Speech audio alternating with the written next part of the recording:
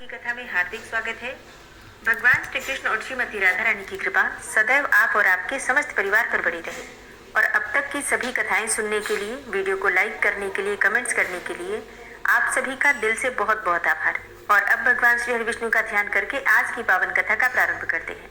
और जिन भक्तों ने इससे पहले के अध्याय नहीं सुने हैं, इस कथा को सुनने के बाद पिछले अध्याय जरूर सुन लीजिए। इससे आपको आज की कथा समझने में आसानी होगी। भगवान शंकर से वरदान पाकर कामवल्लभा रति उनके चरणों में मस्तक झुकाकर हिमालय के दूसरे उपवन में चली गई। और उधर नारद जी के कथनानुसार हिमवान अपनी कन्या को वस्त्र आभूषणों से विभूषित करके उसकी दो सखियों के साथ भगवान शंकर के समीप लेकर आ रहे थे। मार्ग में रति के मुख से मदन दहन का समाचार सुनकर उनके मन में कुछ भय हुआ। उन्होंने कन्या को लेकर अपनी पुरी में लौट जाने का विचार किया।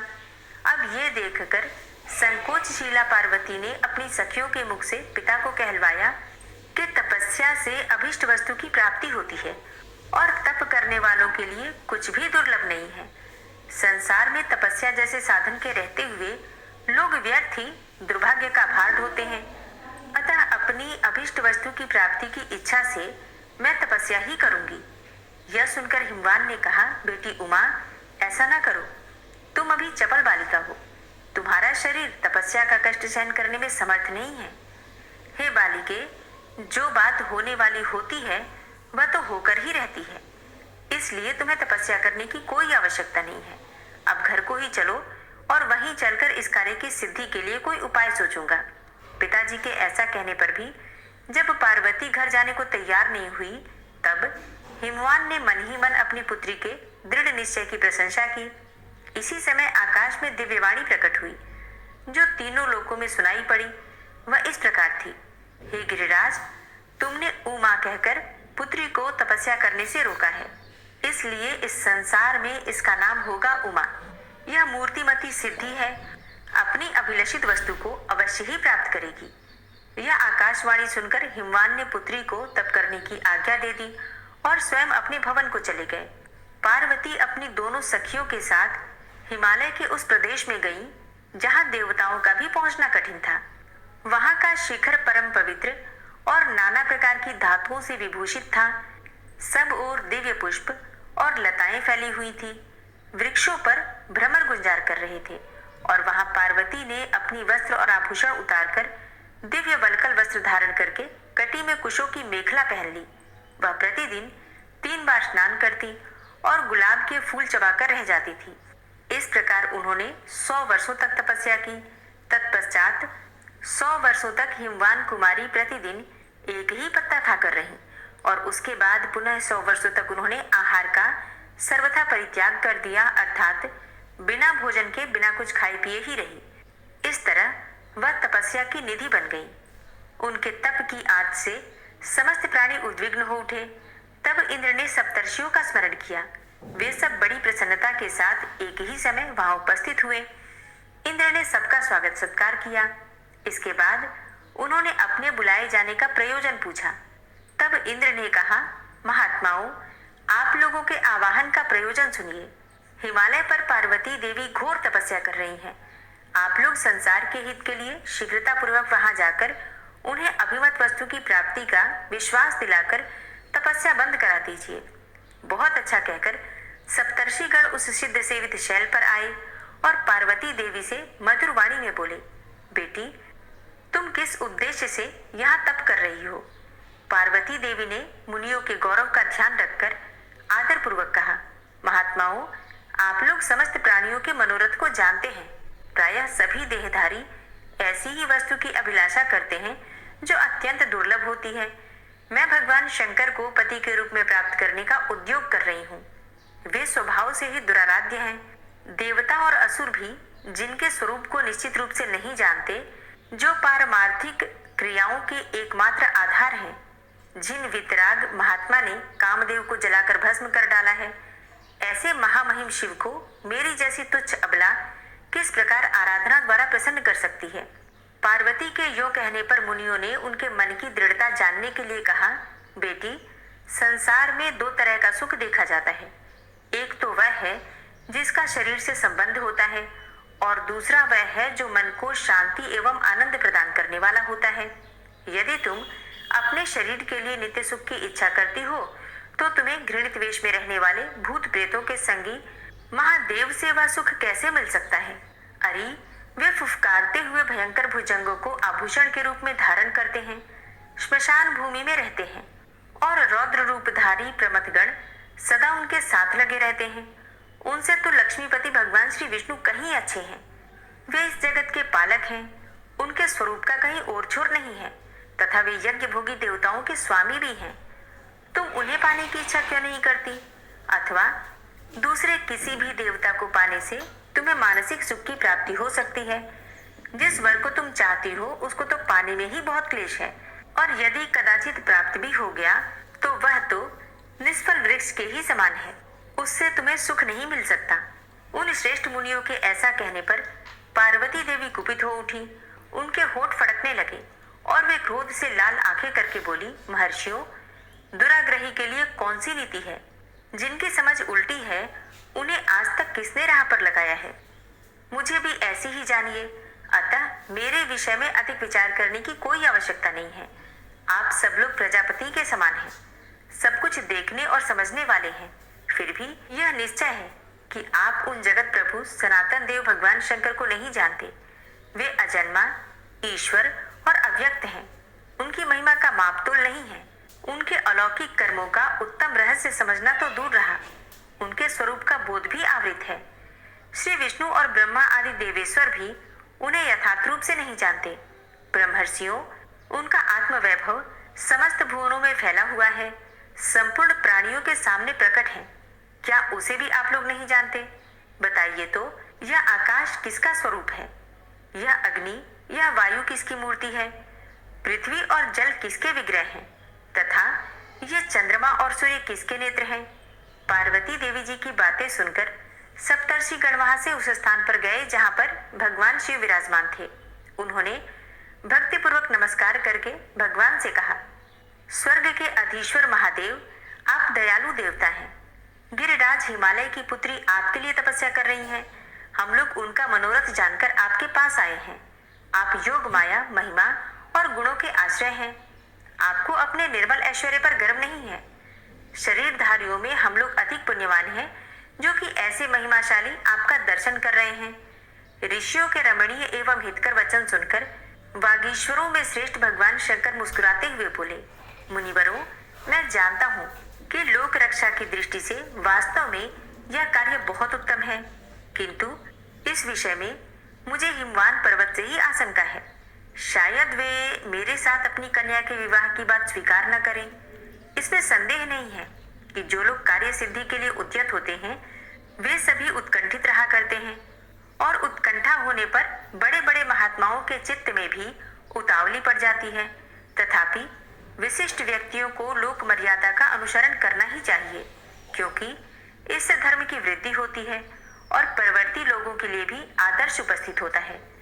भगवान के ऐसा कहने पर सप्तर्षि गण तुरंत हिमालय के भवन में गए। वहां हिमवान ने बड़े आदर के साथ उनका पूजन किया। उससे प्रसन्न होकर वे मुनि श्रेष्ठ उतावली के कारण संक्षेप से बोले, गिरिराज, तुम्हारी पुत्री के लिए साक्षात पिनाकधारी भगवान शंकर तुमसे याचना करते हैं। अतः तुम अपनी पुत्री भगवान श्री शंकर को समर्पित करके अपने को पावन बनाओ। यह देवताओं का कार्य है। जगत का उद्धार करने के लिए ही यह उद्योग किया जा रहा है। उनके ऐसा कहने पर हिमवान आनंद विभोर हो गए। तब वे हिमवान को साथ लेकर पार्वती जी के आश्रम पर गए। उमा तपस्या के कारण तेजोमय दिखाई दे रही थी। उन्होंने अपने तेज से सूर्य और अग्नि की ज्वाला को भी परास्त कर दिया था। मुनियों ने जब स्नेह पूर्वक उसका मनोगत भाव पूछा तो उस मानिनी ने यह सारगर्भित वचन कहा, मैं पिनाकधारी भगवान रुद्र के सिवा दूसरे किसी को नहीं चाहती। वे ही छोटे बड़े प्राणियों में आत्मा रूप से स्थित हैं। वे ही सबको समृद्धि प्रदान करने वाले हैं। धीरता और ऐश्वर्य आदि गुण उन्हीं में शोभा पाते हैं। वे तुलना रहित महान प्रमाण हैं। उनके सिवा दूसरी कोई वस्तु है ही नहीं। यह सारा जगत उन्हीं से उत्पन्न होता है। जिनका ऐश्वर्य आदि और अंत से रहित है, उन्हीं भगवान शंकर की शरण में मैं आई हूँ। पार्वती देवी के ये वचन सुनकर वे मुनिश्रेष्ठ बहुत प्रसन्न हुए। उनके नेत्रों में आनंद के आंसू उमड़ पड़े और उन्होंने तपस्विनी गिरिजा की प्रशंसा करते हुए मधुर वाणी में कहा, अहो, बड़ी अद्भुत बात है बेटी, तुम निर्मल ज्ञान की मूर्ति सी जान पड़ती हो और श्री शंकर जी में दृढ़ अनुराग रखने के कारण हमारे अंतःकरण को अत्यंत प्रसन्न कर रही हो। हम भगवान शिव के अद्भुत ऐश्वर्य को जानते हैं, केवल तुम्हारे निश्चय की दृढ़ता जानने के लिए यहाँ आए हुए थे। अब तुम्हारी यह कामना शीघ्र ही पूरी होगी। अपने इस मनोहर रूप को तपस्या की आग में न जलाओ। कल प्रातः काल भगवान शंकर स्वयं आकर तुम्हारा पानी ग्रहण करेंगे। हम लोग पहले आकर तुम्हारे पिताजी से भी प्रार्थना कर चुके हैं। अब तुम अपने पिता के साथ घर जाओ, हम भी अपने आश्रम को जाते हैं। उनके इस प्रकार कहने पर पार्वती यह सोचकर कि तपस्या का यथार्थ फल प्राप्त हो गया, तुरंत ही पिता के शोभा संपन्न दिव्य भवन में चली गई। वहां जाने पर गिरिजा के हृदय में भगवान शंकर के दर्शन की प्रबल उत्कंठा जागृत हुई, अतः उसे वह रात 1000 वर्षों के समान जान पड़ी। तदनंतर ब्राह्म मुहूर्त में उठकर सखियों ने पार्वती का मांगलिक कार्य करना आरंभ किया। क्रमशः नाना प्रकार के मंगल विधान यथार्थ रूप से संपन्न किए गए। सब प्रकार की कामनाएं पूर्ण करने वाली ऋतुएं मूर्तिमान होकर गिरिराज हिमालय की उपासना करने लगी। सुखदायिनी वायु झाड़ने बुहारने के काम में लगी थी। चिंतामणि आदि रत्न, तरह तरह की लताएं तथा कल्पतरु आदि बड़े बड़े वृक्ष भी वहां सब ओर उपस्थित थे। दिव्य औषधियों के साथ साधारण औषधियां भी दिव्य देह धारण करके सेवा में संलग्न थी। रस और धातुएं भी वहां दास और दासी का काम करती थी। नदियां, समुद्र तथा स्थावर जंगम सभी प्राणी मूर्तिमान होकर हिमवान की महिमा बढ़ा रहे थे। दूसरी ओर निर्मल शरीर वाले देवता, मुनि, नाग, यक्ष, गंधर्व और किन्नरगण, ये सभी श्री शंकर जी की श्रृंगार की सारी सामग्री सजाए गंधमादन पर्वत पर उपस्थित हुए। ब्रह्मा जी ने श्री शंकर जी के जटाजूट में चंद्रमा की कला सजाई। भगवान श्री विष्णु रत्न के बने कर्णभूषण, उज्जवल कंठार और भुजंग में आभूषण लेकर श्री शंकर जी के सामने उपस्थित हुए और अन्य देवताओं ने मन के समान वेग वाले शिव वाहन नंदी को भी विभूषित किया। भांति भांति की श्रृंगार सामग्रियों से श्री शंकर जी को सुसज्जित करके उन्हें सुंदर आभूषण पहनाकर भी देवताओं की व्यग्रता भी दूर नहीं हुई। वे शीघ्र से शीघ्र वैवाहिक कार्यक्रम संपन्न करवाना चाहते थे। पृथ्वी देवी भी सर्वथा व्यग्र थी। वे मनोरम रूप धारण करके उपस्थित हुई और नूतन तथा सुंदर रस और औषधियां प्रदान करने लगी। साक्षात वरुण रत्न आभूषण तथा भांति भांति के रत्नों के बने हुए विचित्र विचित्र पुष्प लेकर उपस्थित हुए। समस्त देहधारियों के भीतर रहकर सब कुछ जानने वाले अग्निदेव भी परम पवित्र सोने के दिव्य आभूषण लेकर विनीत भाव से सामने आई। वायु सुगंध बिखेरती हुई मंद मंद गति से प्रवाहित होने लगी, जिससे उसका स्पर्श भगवान शंकर को सुखद प्रतीत हो। वज्र से सुसज्जित देवराज इंद्र ने बड़ी प्रसन्नता के साथ अपने हाथों में भगवान शिव का छत्र ग्रहण किया। वह छत्र अपने उज्जवल प्रकाश से चंद्रमा की किरण वालियों का उपहास कर रहा था। गंधर्व और किन्नर अत्यंत मधुर बाजों की ध्वनि करते हुए गान करने लगे। मुहूर्त और ऋतुएं मूर्तिमान होकर गान और नृत्य करने लगी। भगवान शंकर हिमवान के नगर में पहुंचे तो उनके चंचल प्रमथ गण हिमालय का आलिंगन करते हुए वहां स्थित हुए। तत्पश्चात विश्व विधाता ब्रह्मा जी तथा भगवान शंकर क्रमशः विवाह मंडप में विराजमान हुए। भगवान शिव जी ने अपनी पत्नी उमा के साथ शास्त्रोक्त विधि से विवाह कार्य संपन्न किया। गिरिराज ने उन्हें अर्घ्य दिया और देवताओं ने विनोद के द्वारा उन्हें प्रसन्न किया। भगवान शिव ने अपनी पत्नी के साथ वह रात्रि वहीं व्यतीत की और सवेरे देवताओं के स्तवन करने पर वे उठे और गिरिराज से विदा लेकर वायु के समान वेगशाली नंदी पर सवार होकर पत्नी सहित मंदराचल को चले गए। उमा के साथ भगवान नील लोहित के चले जाने पर हिमवान का मन कुछ उदास हो गया। क्यों न हो, कन्या की विदाई हो जाने पर भला किस पिता का हृदय व्याकुल नहीं होता। हरे कृष्णा। आज की कथा का यहीं पर समापन करती हूँ। इसके आगे का वृतांत आप कल की कथा में सुनेंगे। उम्मीद करती हूँ आज की कथा आपको जरूर पसंद आई होगी। ओम विश्वं विश्वरूपचटकारो भूतभव्य भवत्रभु भूतकृत भूतभृद्भावो भूतात्मा भूतवाहन भूतात्मा परमात्मा च मुक्तानां परमागति अव्ययः पुरुषः साक्षी क्षेत्रज्ञो अक्षर एव च योगो योगविदां नेता प्रधानपुरुषेश्वरः नारसिंहवपुः श्रीमान् केशवः पुरुषोत्तमः सर्वः शर्वः शिवस्थाणुर्भूतादिर्निधिर्व्ययः सम्भवो भावनो भर्ता प्रभवः प्रभुरीश्वरः स्वयंभू शम्भुरादित्यः पुष्कराक्षो महास्वनः अनादिनिधनो धाता विधाता धातुरुत्तमः अप्रमेयो ऋषिकेश पद्मनाभो अमरप्रभु विश्वकर्मा मनुस्त्वष्टा स्थविष्ठः स्थविरो ध्रुवः आग्राह्यः शाश्वतः कृष्णो लोहिताक्षः प्रतर्दनः प्रभूतस्त्रिककुब्धाम पवित्रं मङ्गलं परम् ईशानः प्राणदः प्राणो ज्येष्ठः श्रेष्ठः प्रजापति हिरण्यगर्भो भूगर्भो माधवो मधुसूदनः ईश्वरो विक्रमी धन्वी मेधावी विक्रमः क्रमः अनुत्तमो दुराधर्षः कृतज्ञः कृतिरात्मवान् सुरेशः शरणं शर्म विश्वरेताः प्रजाभव अह संवत्सरो व्याल प्रत्ययः सर्वदर्शनः अजः सर्वेश्वर सिद्ध सिद्धि सर्वादिर्च्युत वृषाकपिरिमेयात्मा सर्वयोगविनिश्रितः वसुर्वसुमना सत्य समात्मा संमितः समः अमोघ पुण्डरीकाक्षो वृषकर्मा वृषाकृतिः रुद्रो बहुशिरा बभ्रुर्विश्वयोनिः शुचिश्रवः अमृतः शाश्वतस्थाणुर्वरारोहो महातपः सर्वगः सर्वविद्भानुर्विश्वक्सेनो जनार्दनः वेदो वेदविद्व्यङ्गो वेदाङ्गो वेदवित्कविः लोकाध्यक्षः सुराध्यक्षो धर्माध्यक्षः कृताकृतः चतुरात्मा चतुर्व्यूहश्चतुर्द्रष्टश्चतुर्भुजः भ्राजिष्णुर्भोजनं भोक्ता सहिष्णुर्जगदाति च अनघो विजयो जेता विश्वयोनिः पुनर्वसु उपेन्द्रो वामनः प्रांशुर्मोघः शुचिरुर्जितः अतीन्द्रः सङ्ग्रहः सर्गो धृतात्मा नियमो यमः वेद्यो वैद्यः सदा योगी वीरः माधवो मधु अतीन्द्रियो महामायो महोत्साहो महाबलः महाबुद्धिर्महावीर्यो महाशक्तिर्महाद्युति अनिर्देश्य वपुः श्रीमान् मेयात्मा महाधृतिक् महिश्वासो महीभर्ता श्रीनिवासः सतां गति अनिरुद्ध सुरानन्दो गोविन्दो गोविन्दाम्पति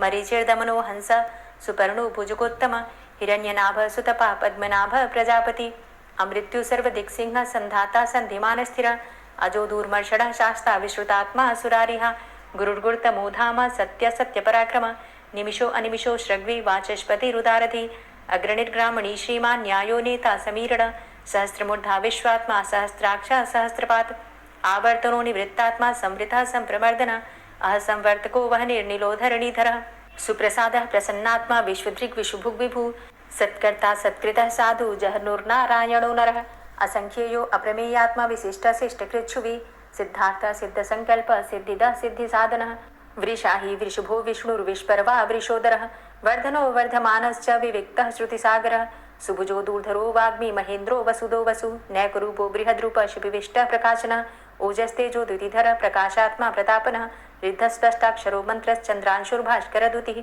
अमृतांशुद्भवो भानु शशबिन्दुः सुरेश्वरः औषधं जगतः सेतु सत्यधर्मपराक्रमः भूतभव्य भवन्नाथ पवनः पावनो नलः कामः कामकृत्कान्तः कामः कामप्रदः प्रभु युगाधिकृत युगावर्तो नैकमायो महाशनः अदृश्यो अव्यक्तरूपश्च सहस्रजित् अनन्तजित् इष्टो अविशिष्ट शिष्टेष्ट शिखण्डी नहुसो वृष क्रोधः क्रोधकृत्कर्ता विश्वबाहुर्महीधरः अच्युतः प्रतितः प्राणः प्राणदो वासवानुजः अपां निधिर्धिष्ठानं प्रमत्तः प्रतिष्ठितः स्कन्दः स्कन्दधरो धूर्यो वरदो वायुवाहनः वासुदेवो बृहद्भानुरादिदेवः पुरन्दरः अशोकस्तारणस्तारः शूरः सौरिर्जनेश्वरः अनुकूलः शतावर्त पद्मी पद्मनिवेक्षणः पद्मनाभो अरविन्दाक्ष पद्मगर्भ शरीरभृत् महर्धिरिद्धो वृद्धात्मा महाक्षो गरुडाध्वजः अतुलः शर्भो भीमो समयज्ञो हविर्हरि सर्वलक्षणलक्षण्यो लक्ष्मीवान् समितिञ्जयः वीक्षरो रोहितो मार्गो हेतुर्दामोदरः सः महीधरो महाभागो वेगवान् मिताशनः उद्भवः शोभणो देवः श्रीगर्भः परमेश्वरः करणं कारणं कर्ता विकर्ता गहनो गुहः व्यवसायो व्यवस्थान संस्थान स्थानदो ध्रुवः परर्थी परमस्पस्तुष्टः पुष्टः सुभेक्षणः रामो विरामो विरजो मार्गो नेयो नयोनयः वीरः शक्तिमतां श्रेष्ठो धर्मो धर्मविदुत्तमः वैकुण्ठः पुरुषः प्राणः प्राणदः प्रणवः पृथु हिरण्यगर्भः शत्रुघ्नो व्याप्तो वायुरुधोक्षजः ऋतुः सुदर्शनः कालः परमेष्ठी परिग्रहः उग्रः संवत्सरो दक्षो विश्रामो विश्वदक्षिणः विस्तारः स्थावरस्थाणु प्रमाणं बीजमव्ययम् अर्थो अनर्थो महाकोशो महाभोगो महाधनः अनिर्विण्णः स्थविष्टोभू धर्मयुपो महामख नक्षत्रनेमिर्नक्षत्री क्षमा क्षामः समीहनः यज्ञ इज्यो महिज्यश्च क्रतुसत्रं सतां गतिः सर्वदर्शी विमुक्तात्मा सर्वज्ञो ज्ञानमुत्तमं सुव्रतः सुमुखः सुष्मा सुघोषः सुखदः सुहृतः मनोहरो जित्क्रोधो वीरबाहुर्विदारणः स्वापनः स्ववसो व्यापी नैकात्मा नैककर्मकृत् वत्सरो वत्सलो वत्सी रत्नगर्भो धनेश्वरः धर्मगुप्त धर्मकृत धर्मी सदसक्षरमक्षरम अविज्ञाता सहस्रांसुर्विधाता कृतलक्षण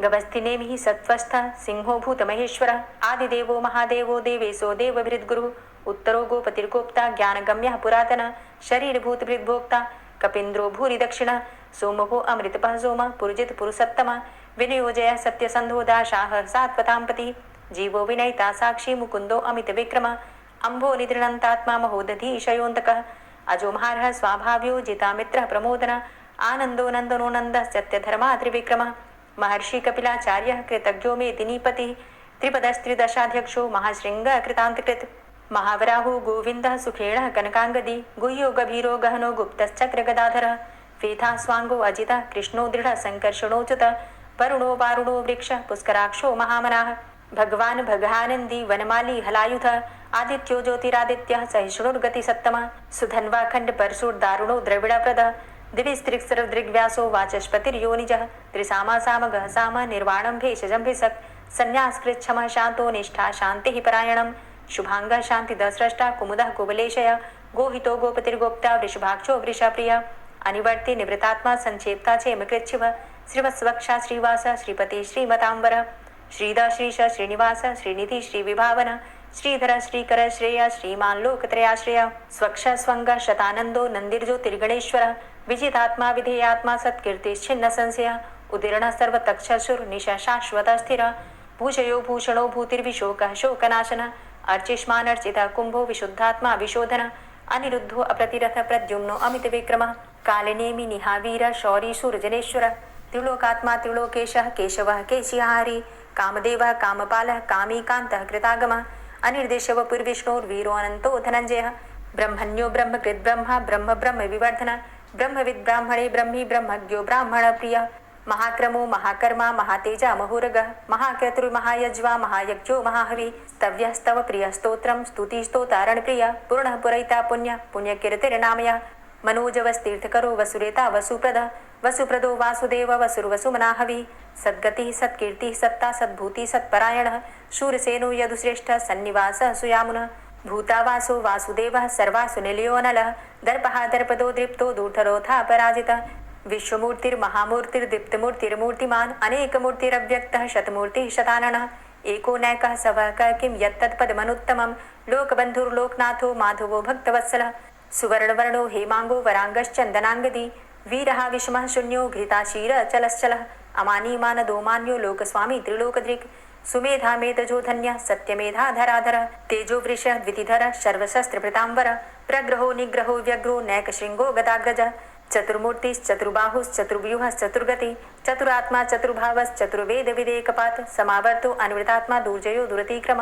दुर्लभो दुर्गमो दुर्गो दुरावासो दुरारिहा शुभांगो लोकसारंग शुतन्तुस्तन्तुवर्धन इंद्रकर्मा महाकर्मा कृतकर्मा कृतागम उद्भवः सुन्दरः सुन्दो रत्ननाभः सुलोचन अर्को वाजसना शृंगी जयन्तः सर्वविजयी सुवर्णबिन्दुरक्षोभ्य सर्वभागीश्वरेश्वर महाहृदो महागर्तो महाभूतो महानिधि कुमुदः कुन्दरः कुन्दः पर्जन्यः पावनो नीलः अमृताशो अमृतवपुः सर्वज्ञः सर्वतोमुखः सुलभः सुव्रतः सिद्धः शत्रुजित् शत्रुतापनः न्यग्रोधो दुम्बरो अस्वस्थश्चाणुरान्ध्रनिषूदनः सहस्रार्चिः सप्तजिह्वः सप्तैधा सप्तवाहनः अमूर्तिरणघो अचिन्त्यो भयकृद् भयनाशनः अणुर्बृहत्कृशः स्थूलो गुणभृन्निर्गुणो महान् अधृतः स्वधृतः स्वास्य प्राग्वंशो वंशवर्धनः भारभृति कथितो योगी योगी स सर्वकामद आश्रम श्रमण छाम सुपर्णो वायुवाहन धनुर्धरो धनुर्वेदो दण्डोदमयितादम अपराजितः सर्वसहो नियन्ता नियमो यमः सत्त्ववान् सात्विकः सत्य सत्यधर्मपरायण अभिप्रायः प्रियार्होरः प्रियकृत् प्रीतिवर्धनः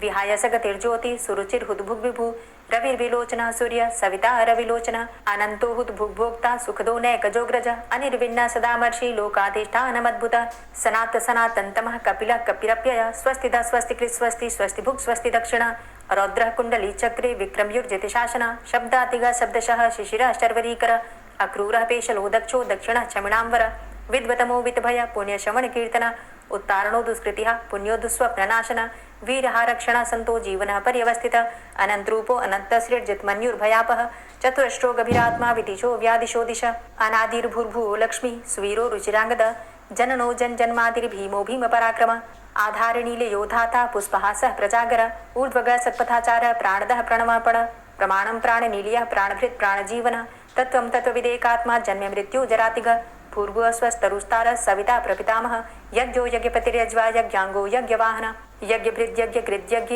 यज्ञभुक् यज्ञसाधनः यज्ञान्तिकृद्यज्ञ गुह्यमन्यमन्नादेव च आत्मयोनिः स्वयं जातो वैखानः सामगायनः देवकी नन्दनः स्रष्टा क्षितिसः पापनाशनः शङ्खभृन्नन्दकी चक्री शारङ्गधन्वा गदाधरः रथाङ्गपाणिरक्षोभ्य सर्वप्रहरणायुध ओम नमः इति। श्री राधा कृपा कटाक्ष स्तोत्र।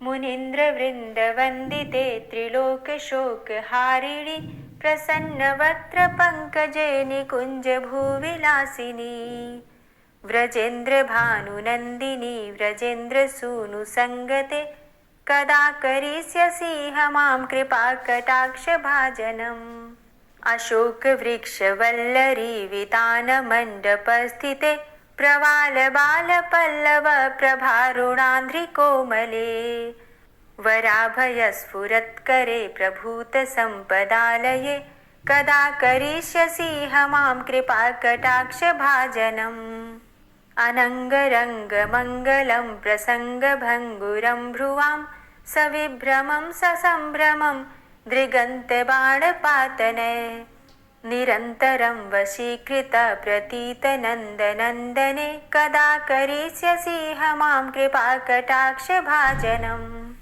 तडित्सुवर्णचम्पक प्रदीप्त गौरविग्रहे मुखप्रभापरास्तकोटिसारदेन्दुमण्डले विचित्र चित्र संचरच्चकोरशावलोचने कदा करिष्यसि मां कृपा कटाक्ष भाजनम् मदोन्मदादि यौवने प्रमोदमान मंडिते प्रियानुरागरञ्जिते कलाविलास पंडिते अनन्य धन्य कुञ्जराज्य कामकेलि कोविदे कदा करिष्यसि मां कृपा कटाक्ष भाजनम् अशेष हाव भाव धीर हीर हार भूषिते प्रभूत शात कुंभ कुंभ कुंभि कुंभ सुस्तनि प्रशस्त मंद हास्य चूर्ण पूर्ण सौख्य सागरे कदा करिष्यसि मां कृपा कटाक्ष भाजनम् मृणाल वाल वल्लरी तरंग रंग दौर्लते लताग्रलास्य लोल नील लोचनावलोकने ललल्लुलन्मिलन्मनोज्ञ मुग्ध मोहिनाश्रिते कदा करिष्यसि मां कृपा कटाक्ष भाजनम् सुवर्ण मल्लिकाञ्चित त्रिरेख कम्बुकण्ठगे त्रिसूत्र मङ्गली गुण त्रिरत्न दीप्ति दीधिते सलोल नील कुन्तल प्रसून गुच्छ गुंफिते कदा करिष्यसि मां कृपा कटाक्ष भाजनम् नितंब बिंबलंबमान पुष्प मेखला गुणे प्रशस्त रत्न किंकिणी कलाप मध्य मंजुले करींद्र शुंड दंडिकावरोह शोभ गोरुके कदा करिष्यसि मां कृपा कटाक्ष भाजनम् अनेक मंत्रनाद मंजुनूपुरारवस्खलत् समाज राजहंस वंश निक्वणाति गौरवे विलोल हेम वल्लरी विडम्बि चारु चंक्रमे कदा करिष्यसि मां कृपा कटाक्ष भाजनम् अनंत कोटि विष्णुलोक नम्र पद्मजार्चिते हिमाद्रिजा पुलोमजा विरिञ्चिजा वरप्रदे अपार सिद्धि रिद्धि दिग्ध सत्पदांगुली नखे कदा करिष्यसि मां कृपा कटाक्ष भाजनम् मखेश्वरी क्रियेश्वरी स्वधेश्वरी सुरेश्वरी त्रिवेद भारतीश्वरी प्रमाण शासनेश्वरी रमेश्वरी क्षमेश्वरी प्रमोद काननेश्वरी व्रजेश्वरी व्रजाधिपे श्रीराधिके नमोस्तुते इतीममद्भुतं स्तवं निशम्य भानुनन्दिनी करोतु सन्ततं जनं कृपा कटाक्ष भाजनम् भवेत्तदैव सञ्चित त्रिरूपकर्मनाशनं लभेत्तदा ब्रजेन्द्र सूनुमण्डल प्रवेशनम्। जय जय श्री राधे, जय जय श्री राधे। दोस्तों, उम्मीद करती हूँ आज की कथा आपको ज़रूर पसंद आई होगी। तो अगर कथा पसंद आई हो तो वीडियो को लाइक ज़रूर किया कीजिए और अगर संभव हो तो वीडियो को ज़्यादा से ज़्यादा शेयर कीजिए। और हाँ, कमेंट बॉक्स में राधे राधे ज़रूर लिखा कीजिए। और जो भक्त इस चैनल पर पहली बार आए हैं, अभी तक आपने चैनल को सब्सक्राइब नहीं किया है, तो आज की वीडियो अगर आपको अच्छी लगे तो चैनल को सब्सक्राइब करके बेल आइकन को ज़रूर प्रेस कर लीजिए। इससे ये होगा कि इस चैनल पर जो भी नई वीडियो अपलोड होंगी उनकी नोटिफिकेशन आपको सही समय पर प्राप्त होगी। मिलती हूँ मैं आपसे अगली वीडियो में, तब तक के लिए जय श्री राधे।